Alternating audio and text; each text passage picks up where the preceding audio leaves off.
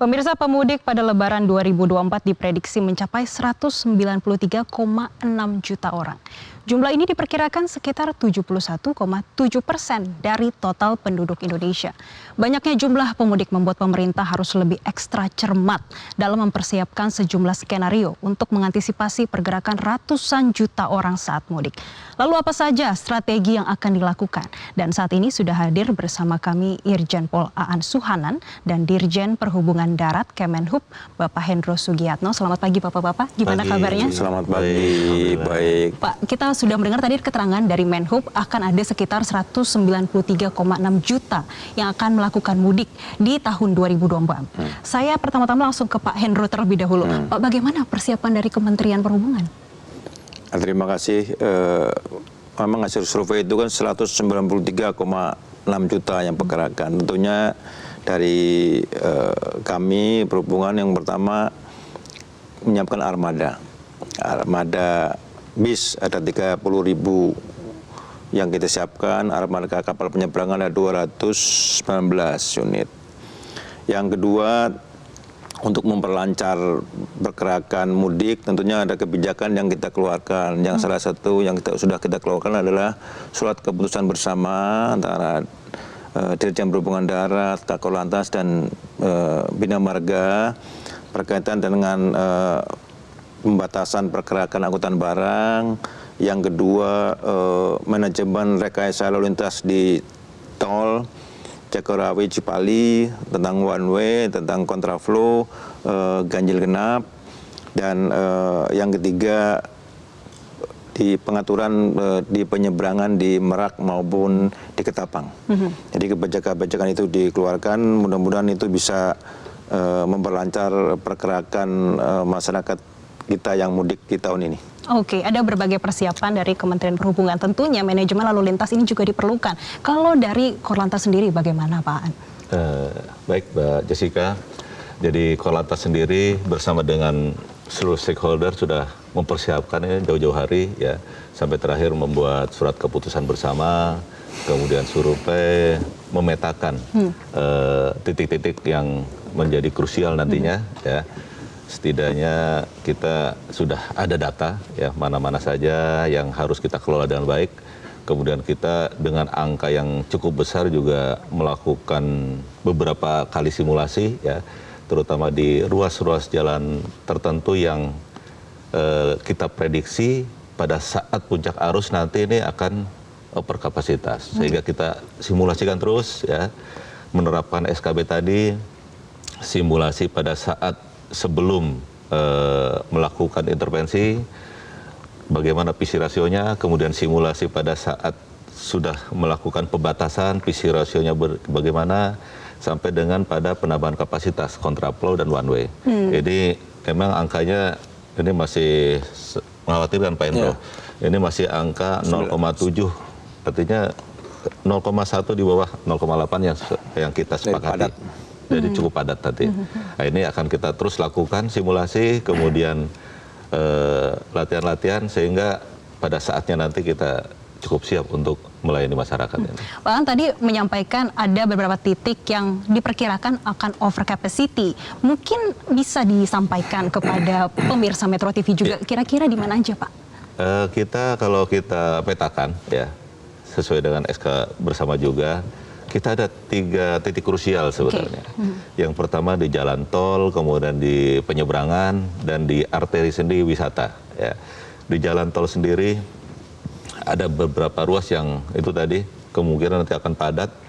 Di jalur tol Jakarta Cikampek ya, sampai 36 sampai dengan 66 ini nanti akan padat di situ. Itu PC rasionya juga masih cukup tinggi ya, sehingga kita akan kelola ini.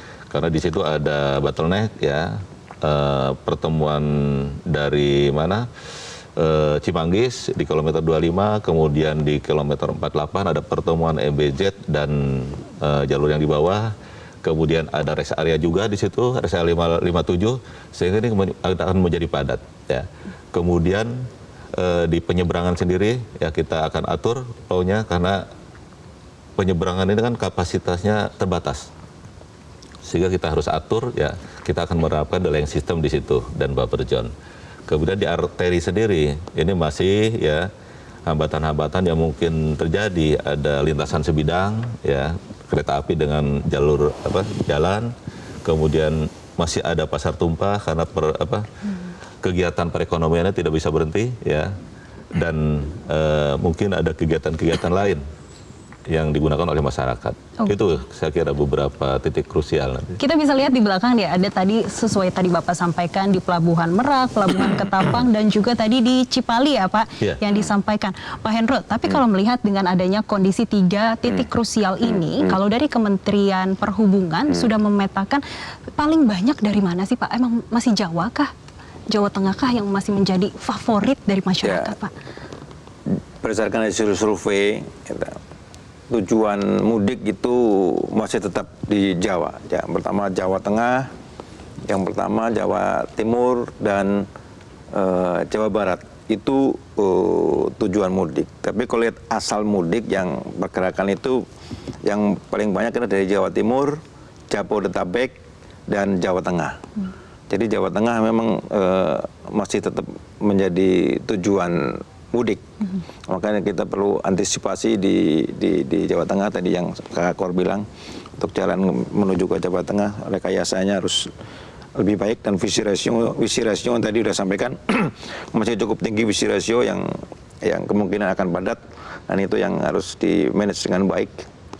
Bagaimana bisa menurunkan visi rasionya itu. Pak, kalau kita melihat memang titiknya masih di Pulau Jawa ya, menjadi favoritnya masyarakat untuk melakukan mudik. Kira-kira dari Kementerian Perhubungan adakah persiapan khusus misalnya untuk tolnya sendiri Pak? Karena kalau kita lihat masih banyak nih yang memilih untuk jalan darat Pak. Ya, seperti tahun kemarin dan arahan dari Pak Menteri, Pak Menkum juga untuk tol itu dari tahun kemarin ada memperlakukan diskon untuk jalan tol. Cuman ini sampai sekarang kan belum diputuskan. Nanti akan diputuskan untuk diskon jalur tol itu. Tapi kita juga mengharapkan pergerakan masyarakat juga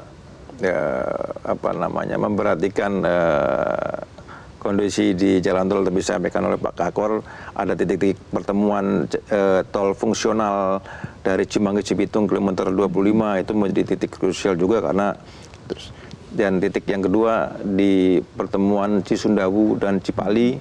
Nanti juga kemarin Pak Kakor sudah mensimulasikan bagaimana penanganan di tol pertemuan Cisundawu dan Cipali. Titik-titik itu yang harus diperhatikan. Oke, Pak, ini sudah disampaikan ada titik-titik tertentu, terutama kita melihat Pulau Jawa masih jadi favorit begitu. Apakah sudah ada persiapan untuk jalur alternatif yang nanti akan diterapkan pada saat arus mudik? Jadi kita pertama akan memaksimalkan jalur yang reguler. Ya. Kita akan kelola dengan baik ya jalur reguler ini sampai kepada alternatif ini tindakan terakhir ya, walaupun sudah kita siapkan untuk jalur alternatif baik di tengah, kemudian selatan, kemudian di Jawa Tengah yang sekarang banjir ini, kita juga sudah siapkan untuk jalur alternatif, ada 3 jalur alternatif, tapi kita akan maksimalkan jalur-jalur yang reguler, ini untuk arteri ya, sehingga ini pengelolaannya kita harus ekstra ya, karena kalau jalur alternatif itu kadang-kadang ini petunjuknya masih kurang, rambu-rambunya masih kurang, malah nanti kontraproduktif itu, ada yang nyasar segala macam. Kita akan maksimalkan jalur-jalur yang reguler, ya, di Pantura, di jalur selatan, kemudian selat-selatan. Pak, kita akan berdiskusi lagi bagaimana nanti koordinasi dan juga bagaimana imbauan untuk masyarakat, tapi kita akan tahan terlebih dahulu. Pemirsa, kita akan jeda terlebih dahulu, tetaplah bersama kami dalam Selamat Pagi Indonesia.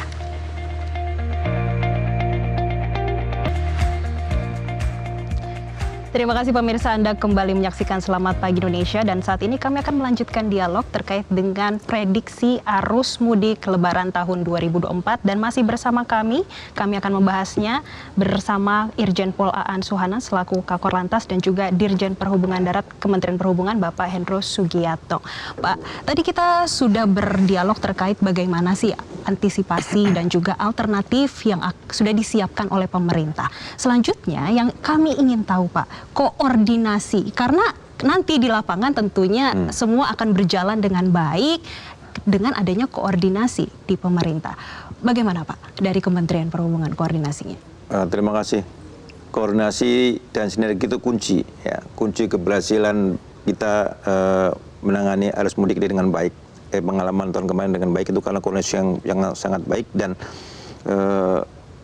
sekarang juga koordinasi sudah kita mulai awal-awal, kita 3 atau 4 bulan lalu kita sudah rapat koordinasi untuk persiapan mudik ini, dan itu terus kita kerjakan koordinasi itu. Dan terakhir kemarin baru kita rapat juga koordinasi tuan rumahnya dari Polri itu nanti beberapa hari yang lalu dari Menko PMK. Nanti ke depan juga kita koordinasi itu terus, karena kesuksesan itu diraih dengan koordinasi, karena masing-masing sektor kan punya kewenangan yang berbeda, kan kewenangan itu harus disatukan dalam bentuk koordinasi itu, sehingga saling mengisi untuk satu tujuan bagaimana mudik itu berjalan dengan lancar, selamat, aman gitu bagi pemudik kita gitu ya. Dan itu pengalaman sukses story kemarin yang kita kerjakan berhasil dengan baik. Pak, tentunya Kementerian Perhubungan untuk koordinasi itu memiliki data-data tersendiri ya Pak untuk Lebaran di tahun 2024 ini. Memang untuk di Lebaran tahun 2024 ini Pak, saya ingin tahu sih Pak, terkait dengan data perbandingan dibanding sebelum-sebelumnya dan antusiasme warga untuk di tahun 2024 seperti apa sih Pak? Ya, kalau kita lihat dari survei, itu kan ada kenaikan 50%. Tahun kemarin 123 juta, sekarang 193 juta. Kalau lihat dari itu, berarti kan antusiasme masyarakat untuk melakukan pergerakan libur Lebaran kan cukup tinggi. Ya mungkin beberapa faktor pengaruh, ekonomi sudah makin baik, pemilu sudah selesai gitu ya, dan ditunjang oleh libur yang panjang mulai tanggal 5 sampai tanggal 16 gitu. Dan ya kita harus siap untuk mengantisipasi dengan antusiasme masyarakat untuk melakukan mudik maupun wisata gitu. Makanya kami bersama Korlantas bersama stakeholder yang lainnya menyiapkan jalur untuk mudik dan menyiapkan jalur-jalur wisata, dan kami juga melakukan ramcek untuk bis-bis wisata agar masyarakat bisa menjalankan wisata dengan bis-bis itu selamat. Gitu. Pak, kalau kita melihat memang tadi fokusnya masih di Pulau Jawa. Ini artinya apakah di tahun 2024 ini masih didominasi oleh perjalanan darat? Apakah ada datanya? Kalau kita lihat data dari survei Kementerian Perhubungan, memang kalau kita bagi moda transportasi ini, pertama kereta api, kedua bis yang menggunakan bis, kemudian kendaraan pribadi, sepeda motor. Artinya kalau kita bandingkan yang di darat dan di kereta api, ini sebenarnya angkanya jauh lebih banyak di darat. Bis itu melalui darat, mobil pribadi melalui darat, sepeda motor juga melalui darat. Jadi ini angka ini sangat luar biasa ya. Artinya peningkatan tadi cukup signifikan. Nah, kita harus kerja keras ya. Tadi kolaborasi ini menjadi kunci sukses ya.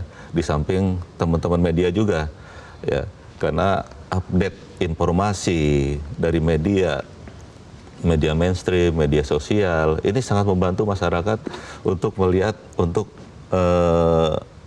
membuat rencana perjalanannya, sehingga itu menjadi sukses story juga pada tahun 2023. Untuk itu media tahun ini juga saya harapkan tetap mengupdate situasi mudik ini maupun balik. Kemudian tadi koordinasi, kendali, operasi, kita ada posko terpadu dengan seluruh stakeholder di Kementerian Perhubungan ya. Di samping nanti di lapangan juga ada pos terpadu yang bersama-sama seluruh stakeholder ini bisa mengeksekusi semua permasalahan secara cepat, tepat nanti. Itu fungsinya. Pak An, terkait dengan masih banyak yang menggunakan jalur darat, ini sebetulnya ada 2 pertanyaannya. Kalau biasanya naik mobil, ini suka banyak yang numpuk di rest area. Kemudian yang kedua, masih banyak juga yang memilih menggunakan sepeda motor. Padahal kita harus mendahulukan keselamatan. Iya. Ini bagaimana dari Korlantas?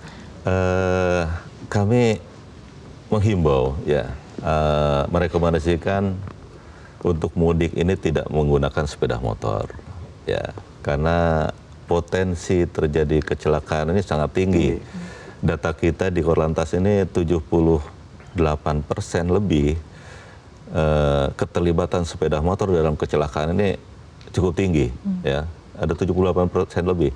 Selama operasi ketupat tahun lalu juga demikian. Jadi dominasi keterlibatan sepeda motor ini cukup tinggi. Artinya masyarakat yang akan merayakan Lebaran di kampung halaman, yang tadinya mau berbahagia, itu kalau terlibat kecelakaan jadi tidak dapat kebahagiaan itu. Kemudian apabila tetap harus menggunakan sepeda motor, ya pastikan menggunakan perlengkapan yang aman, ya, helm, jaket dan sebagainya, sepatu, kemudian tidak boncengan lebih dari satu, bawaannya juga ya secukupnya lah, jangan sampai ditambah-tambah. Ini akan membuat keseimbangan sepeda motor ini menjadi tidak seimbang, ya. Anak-anaknya silakan mungkin masuk kendaraan umum, bapaknya silakan kalau mau pakai motor, tapi itu jam perjalanan juga harus diperhatikan. Kalau sudah lelah, ya 2 jam maksimal kalau dalam regulasi kita istirahat, ya. Kemudian untuk roda 4 kendaraan pribadi, ini rest area ini memang masih menjadi trouble spot, ya. Kita sudah kelola, kita terus akan kelola sehingga rest area ini tidak menjadi titik perlambatan, titik kemacetan. Ya, kita sudah koordinasi, kita menggunakan traffic counting di rest area sehingga tahu kapasitas yang tersedia untuk parkir. Kemudian kita akan membatasi, ya, untuk lamanya di rest area maksimal 30 menit, ya, sesuai dengan regulasi kita kan 30 menit itu sudah refresh kembali. Kemudian kita juga akan mengatur di gate masuk rest area untuk buka tutup, ya. Terpaksa harus kita buka tutup karena kapasitasnya pasti ini melebihi ketersediaan parkir di sana. Oke, baik. Pak Hendro, kita juga melihat berbagai kebijakan yang dikeluarkan pemerintah, salah satunya mudik gratis, Pak. Nah, bagaimana nih Kementerian Perhubungan melihat antusiasme warga? Tadi Bapak menyampaikan kalau sangat tinggi, dan apakah mereka banyak menggunakan mudik gratis ini, dan supaya ini sebagai alternatif nih Pak, tidak banyak yang menggunakan sepeda motor. Iya. Saya terima kasih kepada Kementerian, BUMN, swasta yang mengadakan mudik gratis. Itu karena salah satu mengurangi kepadatan di jalan, ya. Dan saya juga mengimbau masyarakat manfaatkanlah mudik gratis dengan baik. Tapi kalau kita lihat antusiasnya itu tinggi sekali. Hari ini dibuka, sore udah habis gitu. Rata-rata hampir di semua itu habis gitu. Nah ini terima kasih saya memanfaatkan itu dan mengurangi penggunaan sepeda motor yang disampaikan oleh Pak Kakor itu. Oke, baik. Mungkin bisa disampaikan Pak Hendro terlebih dahulu harapan dari Kementerian Perhubungan untuk arus mudik di tahun 2024 ini, Pak. Ya, harapan saya yang pertama tentunya masyarakat kita harus mempersiapkan perencanaan perjalanan itu dengan baik. Yang kedua, karena anomali cuaca, rajin-rajinlah membuka aplikasi BMKG untuk mengetahui cuaca selama perjalanan maupun di tempat tujuan sehingga kita bisa mengantisipasi. Yang ketiga, tentunya yang penting ini utamakan keselamatan dan patuhi petunjuk-petunjuk dari petugas gitu, ya. Dan yang terakhir saya menggarisbawahi juga apa yang oleh Pak Kakor, jangan menggunakan sepeda motor. Kalau mau menggunakan sepeda motor sama itu tadi disampaikan oleh Pak Kakor aturannya. Kita kan sudah ada yang gratis tuh. Silakan menggunakan bus gratis, mudik gratis, sepeda motor bisa diangkut. Kalau memang pengen membawa bisa diangkut dengan truk gratis maupun di kereta api gitu. Jadi, gunakan fasilitas yang sudah diberikan, sudah disiapkan juga. Kalau dari Pak Kakor Lantas bagaimana nih Pak? Jadi yang utama ini keselamatan, ya. Jadi untuk bisa berlebaran di kampung halaman, kuncinya adalah selamat dulu di jalan. Jadi silahkan persiapkan kondisi tubuh, pastikan sehat kita, prima. Kemudian siapkan juga kendaraan, ya, karena kendaraan yang sehat juga ini melindungi para pemudik, sangat penting sekali. Di samping kalau kendaraan tidak sehat juga akan mengakibatkan kemacetan untuk yang lain. kemudian tadi ikuti aturan yang ada, arahan petugas nanti di lapangan ya. Semua ini untuk keselamatan, untuk kelancaran para pemudik nantinya. Baik. Ya, saya kira itu. Tentu nanti kita akan melihat arus mudik lebaran di tahun 2024. Tentunya kita berharap supaya semuanya lancar berjalan hingga selesai di lebaran 2024 ini. Terima kasih Dirjen Perhubungan Darat, Kementerian Perhubungan Bapak Hendro Sugiatno dan juga Kakor Lantas Irjen Pol Aan Suhanan sudah bergabung bersama kami dalam Metro TV di Selamat Pagi Indonesia. Jelajahi cara baru mendapatkan informasi. Download Metro TV Extend sekarang.